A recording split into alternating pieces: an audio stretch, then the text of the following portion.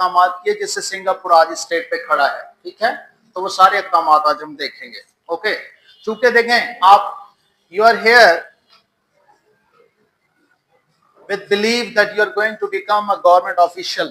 ठीक है, आप एक गवर्नमेंट ऑफिसर बनने जा रहे हैं रियासत के किसी ना किसी डिपार्टमेंट में, किसी ना किसी डिपार्टमेंट में आप जाने के लिए तैयार हैं और इंशाल्लाह आप जरूर चले जाएंगे। इतनी डिटेल स्टडी के बाद कम पॉसिबिलिटी होती है हारने की, और अगर आप बहुत ज्यादा स्ट्रगल करें, मतलब थोड़ा सा और टाइम लगा लें अपनी आजाद के साथ, फिर से जबी की बात याद आती है, वो जो लिख के भेजता है कि 1 साल दुनिया से दूर हो जाओ और फिर आओ और दुनिया पे छा जाओ। तो कुछ अर्सा अगर आप फिर से लगा दें और CSS कर लें और इस तरफ चले जाएं, तो आप मतलब रियासत को चलाने वाले हैं। तो कम से कम ये जरूर मैं आपको ये बात बता दूं, खासतौर पे अगर मैं जाता हूँ आप 20 के इंटरव्यू के लिए, तो मुझसे फिजिक्स नहीं पूछी जाएगी, मुझसे मैनेजमेंट पूछी जाएगी, मुझसे दुनिया ने कैसे तरक्की की, सिंगापुर ने कैसे तरक्की की, फलां ने कैसे तरक्की की। आप जब ऑफिसर बनने जा रहे होते हैं और अगर आपका मेरिट ऊपर होता है, आप इंटरव्यू में जाते हैं, पर्टिकुलरली इन CSS, क्योंकि CSS में डायरेक्ट आप ब्यूरोक्रेट बनते हैं, आपने डायरेक्ट 17वें ग्रेड में असिस्टेंट कमिश्नर बनना है और उसमें आपने आगे पूरी तहसील को देखना है। ठीक है, तो आपकी मैनेजमेंट कैसी होनी चाहिए, आप कितने अच्छे लीडर होने चाहिए, आप कैसे टैकल करें सिचुएशंस को, वो आपसे पूछा जाता है। तो वो कब आएगी, जब आप दुनिया को पढ़ेंगे। दुनिया को कैसे पढ़ेंगे, देखिएगा कि दुनिया को कैसे पढ़ते हैं। आपने बड़े बड़े लीडर्स को पढ़ना है, इसलिए मैं ये पढ़ा रहा हूँ कि आपके अंदर ये चीज आ जाए कि लोगों को देखना है बड़े बड़े लीडर्स जहाँ पे तरक्की हुई उन्होंने क्या किया था, क्या चेंजेस लाए थे, क्या इकदाम किए थे और कितने अजीम लोग थे और वो क्यों अजीम थे। तो देखें जी, कल से हम पढ़ रहे हैं सिंगापुर की तरक्की। सिंगापुर इस वक्त दुनिया के टॉप कंट्रीज में शामिल है, तो क्यों है, तो उसमें से एक चीज 1990 कौन कौन से काम हैं। 1990 में एक maintenance of religious harmony act 1990 religious harmony act पेश किया गया 1990 में, जिसके तहत के जो मज़ाहिब हैं उनमें हम आहंगी होगी। ठीक है, जिस तरह कल भी बात हुई थी कि एक ही बिल्डिंग में सारे मज़ाहिब के लोग रहेंगे एक फ्लैट में, एक तो ज्यादा जमीन नहीं घेरनी, जिस तरह पाकिस्तान में रियल एस्टेट है, इत्तेहाद गार्डन जितना खुला कर दो, कैनाल गार्डन जितना ले जाओ और इकबाल गार्डन जितना फेज 2 पीछे ले जाओ। ठीक है, जितना खुला करते जाओ और इसको पूछने वाला कोई नहीं है। दुनिया में इस पे सख्त पाबंदी है कि खास एरिया है शहर का, उसके बाहर आप मस्जिद नहीं बढ़ा सकते, आप बिल्डिंग को ऊपर ले जाएं। ठीक है, ये बड़ा विजन होता है। तो उन्होंने बिल्डिंग्स बनाई और उसमें तमाम मज़ाहिब को रखा, और अब उसको प्रैक्टिकल करने के लिए रिलीजियस हार्मनी के लोगों में आपस में मोहब्बतें हो, हम आहंगी हो, ताकि नफरतें खत्म हो, उसके लिए बाकायदा उन्होंने जो है वो पॉलिसी मंजूर की। ठीक है, 1990 में। आगे चलें, तो ये एक बहुत बड़ा स्टेप था। तो तमाम मज़ाहिब को बाकायदा, तमाम मज़ाहिब एक दिन ऐसा बाकायदा बनाया जाता है, जिसको अगली स्लाइड में आ रहा है कि 21 जुलाई वो दिन है जब हम आहंगी का, मजहबी हम आहंगी का, रिलीजियस हार्मनी का डे मनाया जाता है। यानी कि उस दिन अब अगली स्लाइड में जाएं तो स्कूलों में जो बच्चे हैं वो एक दूसरे के मजहबी जो कल्चर्स हैं उनको रिप्रेजेंट करते हैं। ठीक है, हाँ जी, अगली स्लाइड नहीं आ रही है सभी। अच्छा, तो 21 जुलाई का जो दिन है वो सिंगापुर में मजहबी हम आहंगी का है।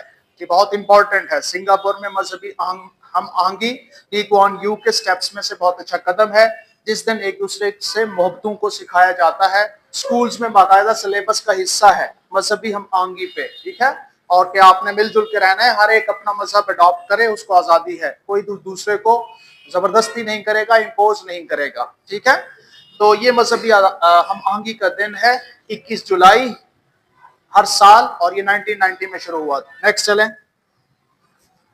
सिंगापुर को साफ सुथरा और सब्ज रखने के लिए 1 अक्टूबर 1968 को कीप सिंगापुर क्लीन के नाम से कैंपेन चलाई गई थी। दैट वाज वेरी इंपॉर्टेंट, क्योंकि जब आपका मुल्क साफ सुथरा नहीं होगा, ठीक है, साफ सुथरा मुल्क चाहिए होता है। अब इस मुल्क में देखें, हमारे में इस्लामाबाद खूबसूरत है और हर बंदा चाहता है मैं वहां जाऊं, मेरा भी दिल करता है। मैं कल भी वाले साहब के साथ बैठा था तो मैंने कहा बस अब भाइयों की और बहनों की और इनकी शादी करके ना मेरा दिल करता है मैं इस्लामाबाद चला जाऊं, ऐसे ही मतलब थोड़ा बहुत माहौल बना के ना, तो इस तरह तो मरी जाने का आपका दिल करेगा। क्यों? वहां पे माहौल अच्छा है। तो इस चीज पे जोर नहीं दिया जाता। आज यहाँ पे जो इन्वायरमेंटल इशू है, आप स्मोक देख रहे हैं, क्यों है? क्योंकि आपके एनवायरनमेंट साफ नहीं है, इस पे कोई काम ही नहीं करता, किसी का कंसर्न ही नहीं है, जो लीडर होगा उसका कंसर्न होगा। तो उन्हें बाकायदा 1968 में देखें, ये हॉल जो है वो फुल है और उसमें बड़े लीडर्स लोग बैठे हैं और ली क्वान यू जो है वो भी मौजूद है और वो स्पीच भी कर रहे हैं और वो कह रहे हैं कि इन्वायरमेंट को साफ सुथरा रखने के लिए हमें बाकायदा कैंपेन चलानी होगी, ठीक है। और 1968 में ही उन्होंने ये काम शुरू कर दिया था, इन्वायरमेंट साफ होगी, इन्वायरमेंट के दरिया, इन्वायरमेंट में आपकी एयर आती है, आपकी नदियां आती हैं, आपकी स्ट्रीट्स आती हैं, आपके घर आते हैं, ये सारे साफ सुथरे होंगे तो जाहिर है कि दुनिया आएगी और आपका जो टूरिज्म है वहां से आप इनकम कमा सकते हैं, ठीक है। आगे चले। अच्छा जी, 1992 में देखिए छोटी छोटी बातें भी बहुत बड़ी होती हैं। च्यूइंग गम, जिसको आप च्युइंगम कहते हैं, इस बैंड, याद रखें सिंगापुर में च्युइंगम बैंड है, ठीक है, च्युइंगम बैंड है। वजह क्या हो सकती है, क्या रीजन हो सकती है, आपसे पूछा जा सकता है सिंगापुर में च्युइंगम क्यों बैन है। यहां तो सब ये लिखा हुआ है ना कि च्युइंगम को बैन कर दिया गया है। भाई जिस तरह एल्फी काम करती है ना, च्युइंगम उसका आधा काम कर देती है। हमें याद है हम हॉस्टल में रहते थे तो शरारतन किसी का लॉक में एल्फी डाल देते थे, उसके बाद कहां खोल सकता है वो लॉक, ठीक है। इसी तरह च्युइंगम जो है मुख्तलिफ जगहों पे जम जाती है, ना सिर्फ खुद जम जाती है बल्कि जो लिटर है, जो कूड़ा करकट है, उसमें बहुत सारा कूड़ा करकट च्युइंगम की वजह से सरफेस से चिमटा रहता है। इसके अलावा बहुत सारे नुकसान, आप शरारत के तौर पे किसी मंजिलें हैं वहां पे एलिवेटर्स हैं, लिफ्टें हैं। आयशा आप डेली वीडियो में आ रही हो सामने, तो आज जो मैंने अपलोड की बाद में देखा कि उसमें आयशा आ रही है दरमियान में, आज फिर आ जाएगी। आयशा ही आयशा नजर आ रही है, परसों आई होंगी फिर। अच्छा जी, तो इवन के वहां पे ये चीज जहन में रखी गई कि बड़ी बड़ी बिल्डिंग्स हैं और एलिवेटर्स हैं और किसी ने एलिवेटर के उसके अंदर तार के साथ या किसी के साथ च्युइंगम चिपका दी, ठीक है, तो उससे कहीं फंस गए लोग, तो ये भी मतलब ये एक भी इश्यूज हैं जो मेरे जहन में आ रहे हैं, बहुत सारे इश्यूज होते हैं। तो ये एक छोटी सी चीज है, ठीक है, लेकिन ये बड़ा इंपैक्ट रखती है, इसलिए ये चीजें, ठीक है। तो ये जहन में रखिएगा, च्युइंगम बैंड है, ये एक लफ्ज लिखा था लेकिन उसके पीछे क्यों है, ये सारी चीजें आपको सबक याद करने में आसानी पेश करती हैं, ठीक है। आज अभी आगे चले। आयशाज आर लेट। फैसला किया गया कि पब्लिक में थूकने, सिगरेट पीने या कूड़ा फेंकने के जुर्म में पकड़ा गया तो पहले 1000, फिर 2000 और फिर 5000 रुपए जुर्माना अदा करना होगा, ठीक है।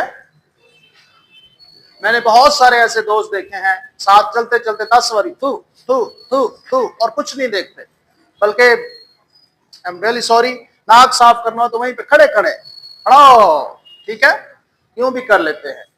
तो स्पिटिंग पे, लिटरिंग पे, स्मोकिंग पे फाइन है वहां पे, ठीक है, सख्ती से, और अवाम इस पे अमल करती है। आगे चले। हाँ जी, पान तो कराची में ऐसे पड़ा हुआ है जैसे ना डॉलर पड़े हुए हैं अमेरिका में। अच्छा जी, इसके बाद अगला स्टेप था कि जाहिर है कि सिंगापुर एक गरीब मुल्क था और वहां पे जो लोग थे वो कच्ची आबादी में रहा करते थे, तो कच्ची आबादी के जो बेघर लोग थे उनको कई मंजिला बिल्डिंग्स बना के फ्लैट्स में शिफ्ट किया गया, ठीक है, और तकरीबन 26,000 खानदानों को शिफ्ट किया गया था, ठीक है, 26,000 खानदानों को शिफ्ट किया, 26,000 खानदान। अब जाहिर है छोटा सा सिंगापुर है, 700-750 स्क्वायर किलोमीटर के एरिया में, एक आइलैंड है, उसके अंदर इतनी पॉपुलेशन भी बहुत है, तो ये कच्ची आबादी में गरीब लोग थे, तो उनको फ्लैट्स बना के दिए गए और उनमें शिफ्ट किया गया। ये नहीं कहा गया कि 5 मरले 5 मरले 5 मरले इस तरह से पूरा सिंगापुर भर जाए इन फैमिलीज, नहीं, फ्लैट्स की सूरत में। आज भी मैं इस चीज पे खड़ा हूँ, करीम यार खान में रियल एस्टेट पे पाबंदी लगा दी जाए। बेशक मेरे अपने भी 4-5 प्लाट फंसे हुए हैं, लेकिन बहरहाल पाबंदी हो और अपवर्ड जाना चाहिए, वर्टिकल जो है ना वो अपना कंस्ट्रक्शन होनी चाहिए, हॉरिजॉन्टल कंस्ट्रक्शन रोक देनी चाहिए। ये हजूर सल्लल्लाहु अलैहि वसल्लम का फरमान भी है। अल्लामा इकबाल से जब मसूलिनी ने पूछा कि शहरी आबादी को कैसे कंट्रोल करें और किस तरह से ये मामला हल करें अर्बनाइजेशन के, तो उन्होंने कहा था कि आप एक हद रख दें कि 5 किलोमीटर तक शहर होगा, उसके बाद फिर एक घर भी नहीं बनेगा, फिर 20 किलोमीटर का ब्रेक होगा, फिर उसके बाद नया घर आबाद होगा, और ये यहीं पे वर्टिकल तो कंस्ट्रक्शन होगी, हॉरिजॉन्टल नहीं होगी। तो वो मसूलिनी जाहिर है कि उस वक्त डिक्टेटर था और बड़े जहन वाला था, उसने तो है ये बड़ी कमाल की बात बता दी तुमने, ये कहां से सीखी है? उसने कहा ये मैं खुद नहीं कह रहा, ये हजूर सल्लल्लाहु अलैहि वसल्लम के हदीस में से है कि आपने हॉरिजॉन्टल मूवमेंट नहीं करनी, कंस्ट्रक्शन नहीं करनी, वर्टिकल मूवमेंट। ओके जी, तो 26,000 खानदानों को नए फ्लैट्स दिए गए। ओके जी, 2021 की रिपोर्ट के मुताबिक सिंगापुर की 80% आबादी गवर्नमेंट के फ्लैट्स में रहती है, ठीक है। और यहाँ पे एक असिस्टेंट कमिश्नर, उसके ऊपर डीसी, तकरीबन हम डीसी के ग्रेड को पहुंचने वाले हैं और हमें आज भी कोई सरकारी मकान देने के लिए तैयार नहीं है। लेकिन उसके अलावा जो ब्यूरोक्रेसी है उसके जनाब 4-4 कनालों में घर हैं, ठीक है, 4-4 गाड़ियां, मतलब एक डिफरेंट सिस्टम है।